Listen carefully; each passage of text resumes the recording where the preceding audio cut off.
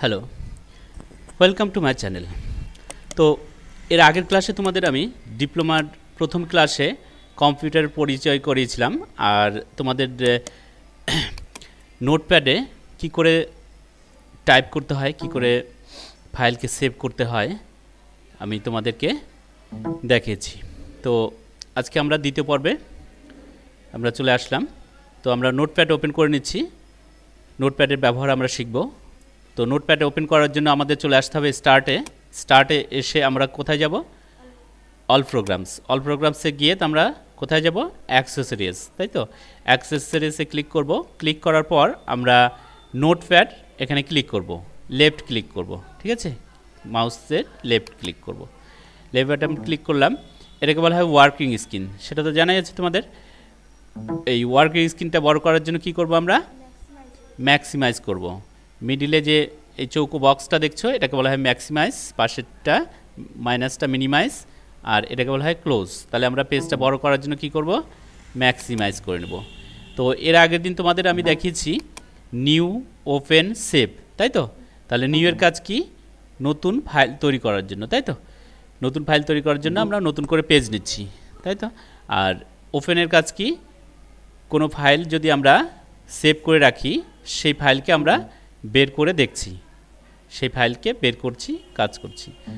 সেভের কাজ কি? সংরক্ষণ করা, কোনো নতুন ফাইলকে সংরক্ষণ করে রাখা, সেভ করে রাখা।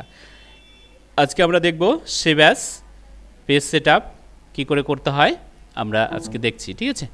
তো চলো আমরা দেখি।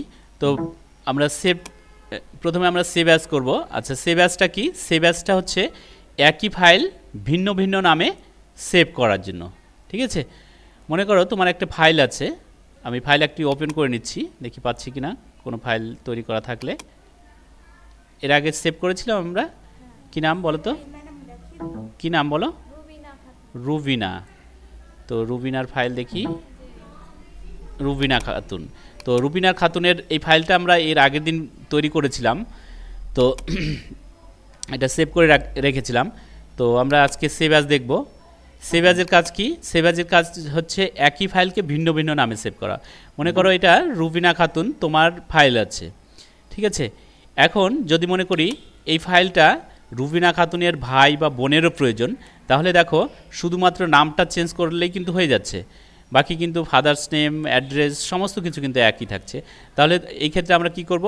নতুন করে কিন্তু রুবিনার ভাই বা বোনের ফাইল নতুন করে কিন্তু আমরা তৈরি করতে যাব না। কি করব? আমরা এই রুবিনার ফাইলটাকে, আমরা রুবিনার নামটাকে আমরা এখান থেকে কেটে দেব। কাটার পরে কি করব? রুবিনার তোমার ভাই বোনের নাম বলো। কোহিনুর খাতুন। এবার আমরা যদি ফাইলে গিয়ে সেভ করে দিই, তাহলে কিন্তু ফাইলটা সেভ হয়ে যাবে, কোহিনুরের ফাইলটা, কিন্তু রুবিনার ফাইল যেটা ছিল সেটা কিন্তু নষ্ট হয়ে যাবে। কিন্তু আমাদের কি প্রয়োজন? রুবিনার ফাইলটাও প্রয়োজন, আবার কোহিনুরের ফাইলটাও প্রয়োজন, দুটোই প্রয়োজন। এই কারণে আমরা কখনই কিন্তু ভুল করে সেভে ক্লিক করব না, মনে রাখবে, ঠিক আছে? সেভে ক্লিক করব না, কি করব? আমরা সেভ অ্যাজে ক্লিক করব। সেভ অ্যাজে ক্লিক করলাম, করার পর এইখানটা দেখো রুবিনা আছে, রুবিনা খাতুন আছে, এটা আমরা কেটে দিয়ে কি করব বলো? কোহিনুর খাতুন নামে আমরা সেভ করব। এবার আমরা সেভে ক্লিক করে দেব। দেখো এটা কোহিনুর খাতুন নামে কিন্তু সেভ হয়ে গেছে। কি করে বুঝবো? আমরা মেনু বারের ওপরে দেখো টাইটেল বার আছে, এটাকে বলা হয় টাইটেল বার। টাইটেল বারে দেখো আমাদের চলে এসছে কোহিনুর খাতুনের একটা আমরা নাম দেখতে পাচ্ছি, কোহিনুর খাতুনের নামে কিন্তু সেভ হয়ে গেছে, ঠিক আছে? এইভাবে কিন্তু একটা ফাইল থেকে আমরা হাজার হাজার ফাইল কিন্তু তৈরি করতে পারি। তো কোহিনুরের ফাইলটা তৈরি করতে গিয়ে আমাদের কিন্তু এগুলো কিছু লিখতে হয়নি, লিখতে হয়নি, শুধুমাত্র আমরা নামটাকে চেঞ্জ করেই কিন্তু কোহিনুরের ফাইলটা কিন্তু আমরা পেয়ে গেলাম। যদি সেভ অ্যাজের সুবিধা না থাকতো, তাহলে কি হতো? কোহিনুরের ফাইলটা তৈরি করতে গিয়েও কিন্তু আমাদের সব লিখতে হতো, তাই তো? তাহলে সেভ অ্যাজের সুবিধা না থাকলে কোহিনুর ফাইলটা তৈরি করতে গেলে আমাদের সম্পূর্ণটাই কিন্তু লিখতে হতো, এতে পরিশ্রম বেশি হতো।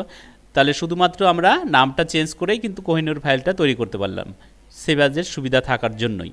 তো এখন দেখা যাক রুবিনার ফাইলটা ঠিক আছে কিনা, সেটা তো আমাদের দেখে নেওয়ার প্রয়োজন আছে, তাই তো? এটা আমরা কোহিনুরের ফাইল পেলাম।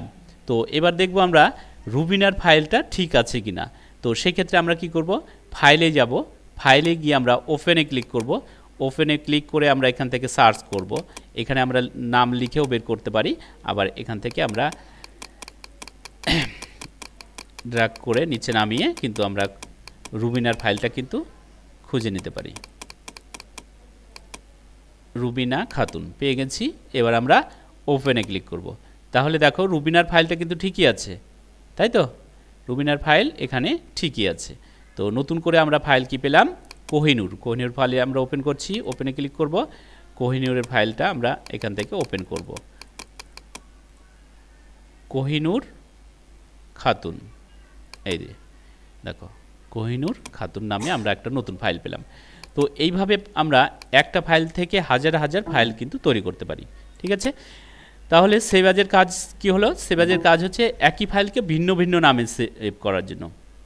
চলে আসছি পরবর্তীতে আমরা পেজ সেটআপ, ঠিক আছে? তাহলে পেজ সেটআপের কাজ কি? পেজ সেটআপের কাজ হচ্ছে পেজের ঠিকঠাক মাপ নেওয়ার জন্য, ঠিক আছে? এই পেজটা কোন সাইজ আছে তোমাদের জানা আছে? এই পেজের কিন্তু সাইজটা আমরা জানি না যে পেজটা কোন সাইজের আছে, তাই তো?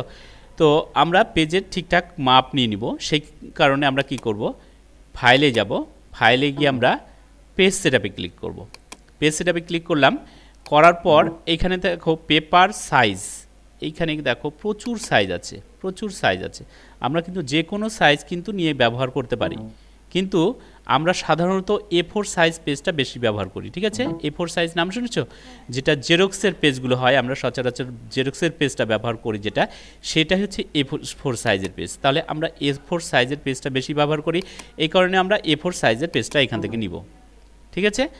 নেওয়ার পরে আমরা এখন দেখো এখানে পেজটা দেখো এটা চড়ার দিকে আছে, ঠিক আছে? আমরা যদি মনে করো লম্বার দিকে নিব, তাহলে কি করব? এ দেখো চড়ার দিকে আছে, কেন না? কারণ হচ্ছে এটা দেখো ল্যান্ডস্কেপে আছে, ল্যান্ডস্কেপ, ঠিক আছে? এই কারণে দেখো চড়ার দিকে আছে। তো আমরা যদি এইভাবে খাড়াখাড়ি নিই লম্বার দিকে, তাহলে কি করব? আমরা প্রোটে রাইটে ক্লিক করব। দেখো এটা আমাদের লম্বার দিকে আসলো, ঠিক আছে? তো আমরা এইভাবে পেজটা লম্বার দিকে নিয়ে নিলাম। এবার দেখো মার্জিন, দেখো ইঞ্চিতে আছে, চারদিকের মার্জিন দেখো আছে, লেফট রাইট টপ বটম, চারদিকের মার্জিন কত করে আছে? 1 ইঞ্চি করে আছে। এই যে চারদিকে দেখছো গ্যাপটা, এটা আমাদের কতটা করে দেওয়া আছে? 1 ইঞ্চি করে, চারদিকের মার্জিনটা 1 ইঞ্চি করে দেওয়া আছে। এইবার তুমি যখন এটা প্রিন্ট আউট করবে, তখন দেখবে দেখা যাবে কি A4 সাইজের পেজে চারদিকে 1 ইঞ্চি করে গ্যাপ পড়েছে, ছাড়া পড়েছে। এই কারণে এখানে 1 ইঞ্চি করে দেওয়া হয়েছে, জন্যই 1 ইঞ্চি করে গ্যাপ পড়েছে। এখন আমি যদি মনে করি যে আমার A4 সাইজের পেজে লেফটে আমার গ্যাপটা আরও বেশি প্রয়োজন, তাহলে কি করব? আমরা লেফটে আমরা এটা 1 ইঞ্চি আছে, আমরা কেটে দিয়ে 2 ইঞ্চি করব। দেখো এটা গ্যাপটা বেড়ে গেল, 2 ইঞ্চি হয়ে গেল।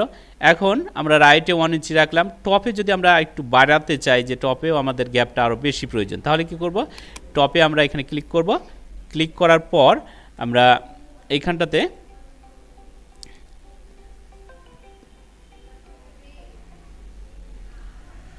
টপে ক্লিক করব। ক্লিক করার পর আমরা কতটা দিব গ্যাপ? আমরা দিব হচ্ছে মনে করো 3 ইঞ্চি দিব, ঠিক আছে? 3 ইঞ্চি দিলাম, দেখো গ্যাপটা বেড়ে গেল। রাইট আর বটমে 1 ইঞ্চি করে থাকলো। এখন আমরা যদি এটা রাখতে চাই, যে আমরা পেজ সেটআপ যেটা করলাম এটা আমরা রেখে দেব এরকম, তাহলে কি করব? তাহলে আমরা ওকে ক্লিক করব। ওকে ক্লিক করলাম, পেজ সেটআপ কিন্তু আমাদের এটা কমপ্লিট হয়ে গেল। তো এখন যেহেতু আমরা নোটপ্যাডে কাজ করছি প্রাথমিক পর্যায়ে, এখানে কিন্তু আমরা যে পেজ সেটআপটা করলাম সেটা কিন্তু আমরা এখানে দেখতে পাবো না। যখন আমরা প্রিন্ট আউট করব এই ফাইলটা, তখন কিন্তু প্রিন্ট আউট যখন করব, তখন আমরা যে মাপে আমরা পেজটা নিয়েছিলাম সেই মাপের পেজটা আসবে। আর চারদিকে আমরা যেটা মাপ নিয়েছিলাম, আমরা গ্যাপ নিয়েছি কি? টপে নিয়েছি 3 ইঞ্চি গ্যাপ, রাইট লেফটে নিয়েছি 2 ইঞ্চি গ্যাপ, রাইট আর বটমে 1 ইঞ্চি করে গ্যাপ নিয়েছি। এইভাবেই কিন্তু আমাদের পেজটা প্রিন্ট আউট হবে। বোঝা গেছে? তাহলে আমরা পেজ সেটআপ করার জন্য কি করব? পেজের ঠিকঠাক মাপ নেওয়ার জন্য কি করব? ফাইলে যাব, ফাইলে গিয়ে পেজ সেটআপে ক্লিক করব। ক্লিক করার পর সর্বপ্রথমে আমরা পেপার সাইজটা এখানে নিয়ে নিব, ঠিক আছে? সাইজটা আমরা A4 সাইজ নিব। আমরা যদি পেজটা লম্বার দিকে নিই, তাহলে প্রোটে রাইট, তাহলে আমরা প্রথমে কি করব? পেজের সাইজটা এখানে আমরা A4 সাইজ নিয়ে নিব। তারপরে আমরা পেজটা লম্বা নেওয়ার জন্য প্রোটোরাইট করব, আর চওড়ার দিকে যদি নিই তাহলে কি করব, আমরা ল্যান্ডস্কেপ নিব। তারপরে চারদিকের মার্জিনটা আমরা দিয়ে দিব, ঠিক আছে। তারপরে আমরা ওকে করে দিব। তাহলে পেজ সেটআপটা হয়ে গেল। এরপরে আমরা চলে আসছি, এরপরেটা আমরা এখন দেখাবো আজকে।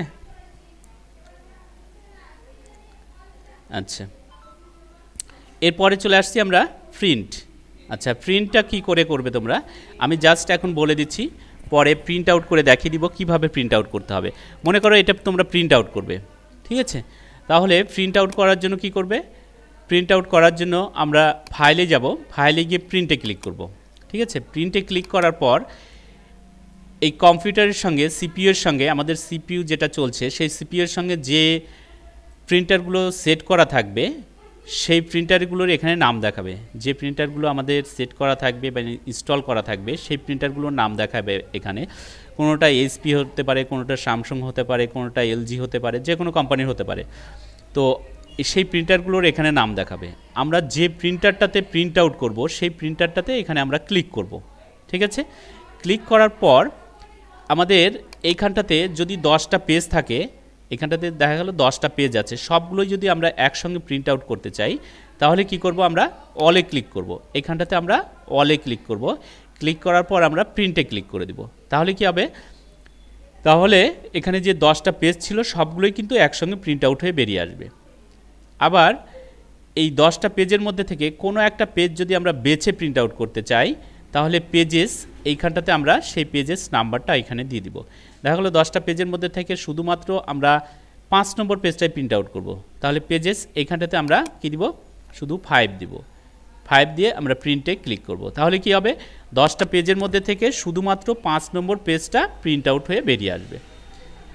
এবার দেখা গেল আমরা এই অলে যদি ক্লিক করে রাখি, আর আমরা যদি সবগুলো পেজ আমরা 2 কপি করে চাই, নাম্বার অফ কপি এইখানটাতে আমরা 2 করে দিব, 2 করে দিব এখানটাতে। তাহলে কি হবে, 10টা পেজই আমাদের সবগুলো পেজই 2টো করে বেরিয়ে আসবে, ঠিক আছে। আবার দেখা গেল আমরা 5 নম্বর পেজ হোক 7 নম্বর পেজ হোক সেই পেজটা আমরা প্রিন্ট আউট করব, তাহলে পেজের নাম্বারটা আমরা এখানে দিব, কত কপি নিব আমরা সেটা এখানে দিব, ঠিক আছে। দেখা গেলো এখানে 5 দিলাম আমরা, আর এখানটাতে 2 লিখলাম। তাহলে কি হবে, 5 নম্বর পেজটা কটা বেরোবে, 2টো বেরোবে। তো দেওয়ার পরে আমরা প্রিন্টে ক্লিক করব, তাহলে আমাদের প্রিন্ট আউট চলে আসবে। তো এইভাবে আমরা প্রিন্ট আউট করে নেব। তো আজকে তোমাদের তাহলে আমি print out of the complete করলাম।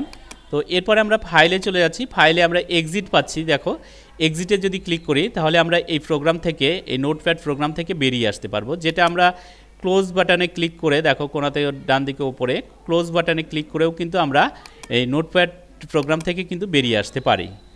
আবার আমরা ফাইলে গিয়ে এক্সিট করেও কিন্তু এই নোটপ্যাড থেকে আমরা বেরিয়ে আসতে পারি, ঠিক আছে। তো আজকে তাহলে তোমাদের নোটপ্যাড কিন্তু কমপ্লিট হয়ে গেল। New open save, new open save, save as, page setup, print, exit. তো তোমরা নোট করে নিতে পারো। নিউ এর কাজ কি, নিউ এর কাজ হচ্ছে নতুন ফাইল তৈরি করার জন্য। ওপেনের কাজ হচ্ছে সেভ করে রাখা ফাইল খুলে দেখার জন্য। সেভের কাজ হচ্ছে কোনো ফাইলকে তুমি সেভ করতে পারবে, সংরক্ষণ করতে পারবে। সেভ অ্যাজের কাজ হচ্ছে একই ফাইল ভিন্ন ভিন্ন নামে সেভ করার জন্য।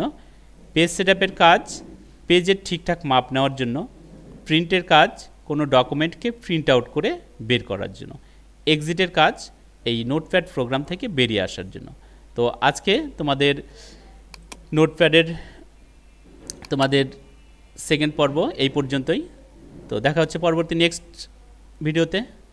তো আমার চ্যানেলে যারা নতুন আছো চ্যানেলটি অবশ্যই সাবস্ক্রাইব করে দাও, আর পাশে থাকা বেল আইকনটি প্রেস করে দাও। তাহলে কি হবে, সবার আগে তোমার কাছে ভিডিওটি পৌঁছে যাবে। Thank you.